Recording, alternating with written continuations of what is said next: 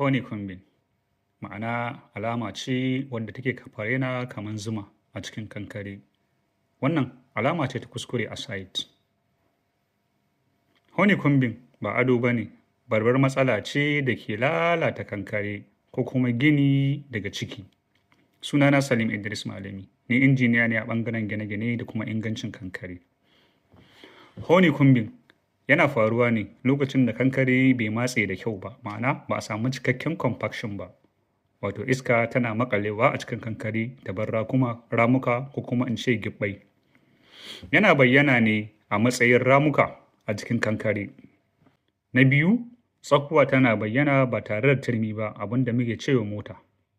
Sannan saman kankare wato surface na kankare yana zama a rarrabe wato rough kuma ba a rufe ba. Wannan yana nuni da matsaloli masu haɗari kamar haka. Na farko, rashin compaction mai kyau. Abu na biyu shine mix mara daidaito ko kuma ruwa kaɗan ko kuma ruwa ya yi yawa. Yawan tsakuwa ko kuma in ce dutse fiye da turmi wato mota a cikin kankare. Amma a gaskiya shine abin da ka gani a bayyana a saman kankare kaɗan ne da abin da yake cikin kankare. A cikin kankare wato sarari ko kuma in ce voids suna da yawa. Dunkulewa ko kuma haɗewa na kankare wato bond da yake tsakanin siminti da aggregate ko kuma in ce tsakuwa ya riga ya samu matsala. Abu na uku, ruwa da iska suna shiga cikin kankare cikin sauƙi ba tare da wani tangarɗa ba ko kuma abin da zai tsayar da su ba. Sakamakon hakan, waɗannan abubuwan sukan faru da kankare. Na farko, ƙarfin kankare wato abin da muke cewa strength ko compressive strength yana raguwa sosai. Abu na biyu, yanayi yadda ruwa ke ratsa kankare wato permeability na kankare yana ƙaruwa. Sannan tsatsa ko in ce corrosion na ƙarfe na cikin kankare yana faruwa da wuri. Sannan rayuwar gini wato lifespan na kankare ko kuma in ce long term durability na kankare tana raguwa. Gaskiyar shine ka gane cewa gyaran saman kankare ko kuma in ce kawai yin filasta ko mota baya gyara matsala ta cikin kankare.